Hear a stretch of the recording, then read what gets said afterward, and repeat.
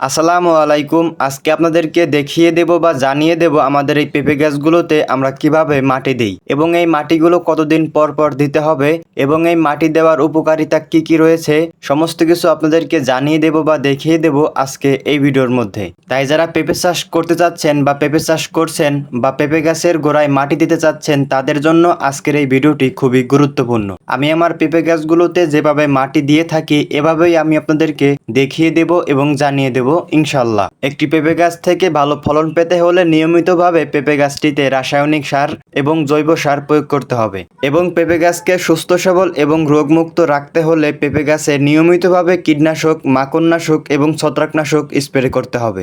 এই সমস্ত বিষয়গুলোর পাশাপাশি পেঁপে গাছের ছোট্ট ছোট্ট পরিচর্যাগুলো নিয়মিতভাবে করতে হবে, যেমন পেঁপে গাছের গোড়ায় মাটি দেওয়া এবং পেঁপের জমিকে আগাছা মুক্ত রাখা এবং পেঁপে গাছের পেঁপেগুলো যখন 200 থেকে 300 গ্রাম হয়ে যাবে তখন পেঁপে গাছের নিচ থেকে 2-3টা করে পেঁপের ডাল কেটে দেওয়া। এই সকল পরিচর্যাগুলো করলেই ইনশাল্লাহ পেঁপে গাছগুলো থাকবে সুস্থ সবল এবং রোগমুক্ত এবং পেঁপে গাছগুলো থেকে ভালো ফলন ইনশাল্লাহ পাওয়া যাবে। এবার আপনাদেরকে জানাবো পেঁপে গাছের গোড়ায় আমি কিভাবে মাটি দেই। পেঁপে গাছের গোড়ায় মাটি দেওয়ার আগে যে কাজটি করে থাকি, পেঁপে গাছে জৈব সার এবং রাসায়নিক সার পেঁপে গাছের গোড়া থেকে 1 ফিট দূরত্বে দিয়ে থাকি। সারের মধ্যে প্রথমেই থাকে জৈব সার, এরপর TSP, MOP, DIB, gypsum, sulphur, boron, দস্তা এই সমস্ত সারগুলো পেঁপে গাছ থেকে 1 থেকে 1.5 ফিট দূরে চারপাশে দিয়ে এরপর পেঁপে গাছের গোড়ায় মাটিগুলো উঠিয়ে দেই। আপনারা ভিডিওতে দেখতে পাচ্ছেন পেঁপে গাছের চারিপাশে সার দেওয়া হয়েছে, আর এই সারগুলো দেওয়া হয়েছে আরো 2 দিন আগে।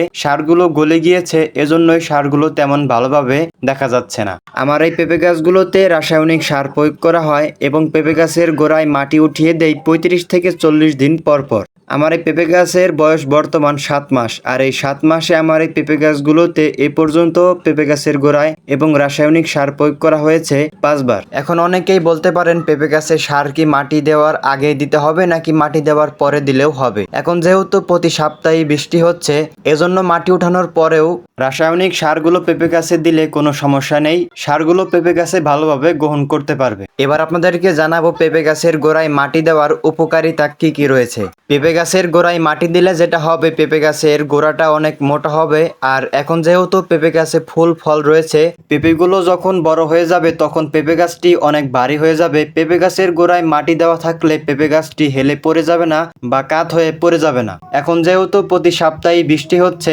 আপনারা সকলেই জানেন পেঁপে গাছ একেবারেই পানি সহ্য করতে পারে না। যেভাবে মাঝখান থেকে 2 সাইডে মাটি উঠিয়ে দিয়েছি, মাঝখান দিয়ে একটি ড্রেনের মতো তৈরি হয়েছে, এই ড্রেনের মধ্যে সমস্ত পানিগুলো এসে জমবে, এতে পেঁপে গাছের কোনো ক্ষতি হবে না ইনশাল্লাহ। আশা করি এই ভিডিওর মধ্যে আমি আপনাদেরকে জানাতে পেরেছি পেঁপে গাছের গোড়ায় কিভাবে মাটি দিতে হয়, এবং আরো কিছু জানার থাকলে অবশ্যই কমেন্টে জানাতে পারেন। তো এই ছিল আজকের ভিডিও, দেখা হচ্ছে আগামী ভিডিওতে। সবাই ভালো থাকবেন, সুস্থ থাকবেন। আসসালামু আলাইকুম।